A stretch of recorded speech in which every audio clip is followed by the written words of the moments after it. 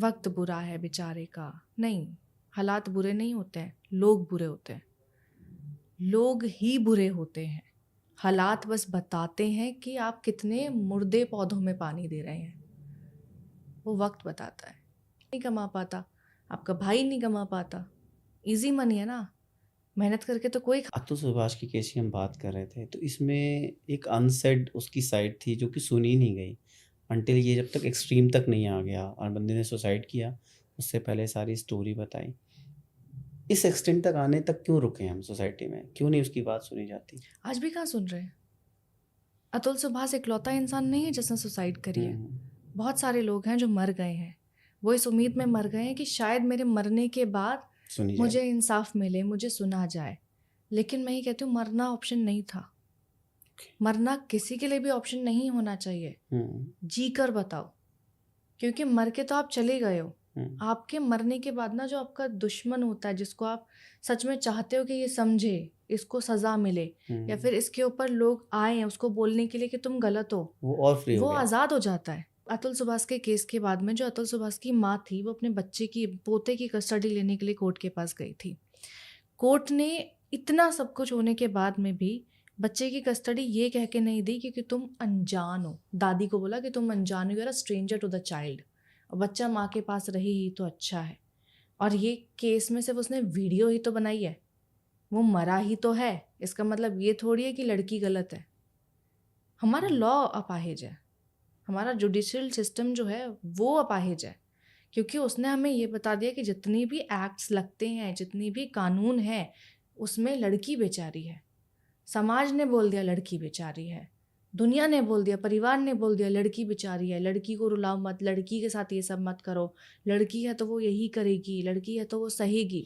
समाज ने बोल दिया ना, सुनेगा तो समाज आज भी नहीं। अब देखो, अगर आप किसी भी रिश्ते को ख़त्म करने के वक्त पे उससे पैसा हटा दो तो रिश्ता ख़त्म करना कितना आसान हो जाएगा ना, उसकी वजह कितनी आसान हो जाएगी कि दोनों के आपस में नहीं बन रही है, दोनों आपस में अलग हो गए।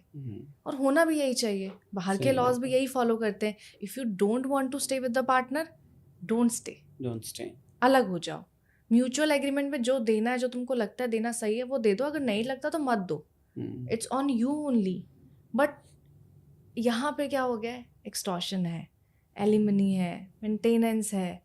इंसान की अगर कमाई 8,000 रुपये है ना, तो हाई कोर्ट ये बोलता है, इलाहाबाद हाई कोर्ट ये बोलता है कि 4,000 रुपये बीवी को मेंटेनेंस जाएगा, इंटरिम मेंटेनेंस जाएगा, और अगर बच्चा है तो और 4,000 रुपये उसको मेंटेनेंस देना पड़ेगा। तो आदमी क्या खाएगा, आदमी क्या कमाएगा?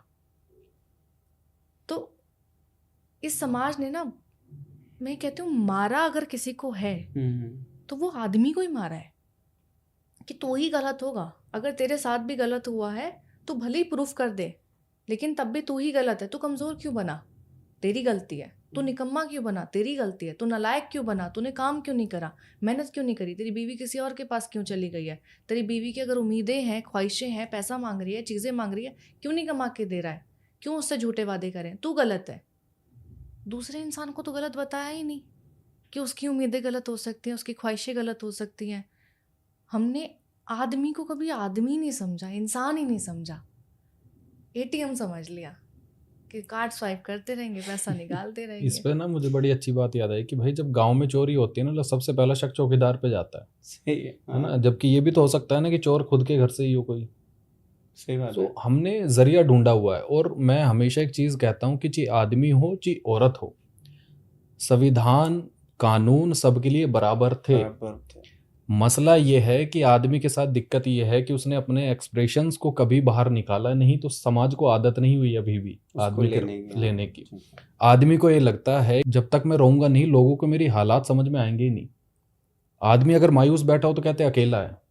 आदमी जब रो रहा होता है तो जाके लगता है उसके पास एक रोने के अलावा इमोशन। आप मुझे बता दो क्या है जिससे वो बयां कर पाए कि मैं दुखी हूं। सच बात है। ये है। तो हमारे पास कुछ जरिया ही नहीं है किसी चीज को एक्सप्रेस करने का। आदमी 3 ही जगह पे रोता है, एक उसकी शादी हो रही होती है तब, एक अपनी औलाद को जन्मा देखता है तब, और अपने बाप को मरता देखता है तब। बीच में तो वो झूल ही रहा है फिर। लवली ने अभी एक टॉपिक छेड़ा है कि एल्यूमिनाई वाला। व्हाट आई फील इज कि आज की डेट में ये बिजनेस नहीं बन गया है एल्यूमिनाई वाला, क्योंकि यस आप ऋतिक रोशन को देखें, जस्टिन बीबर देखें, एलन मस्क सबसे हम्म बड़ा पैसे वाला, एलन मस्क देख लो आप। तो होता क्या है ना कि even the female is capable, तब भी उसको एलिमनाई चाहिए ही चाहिए। ऐसा क्यों है? Easy money. आप मेहनत करोगे, पढ़ोगे, लिखोगे, कमाओगे, तो वो पाने के लिए तो आपकी ज़िंदगी लग जाएगी ना।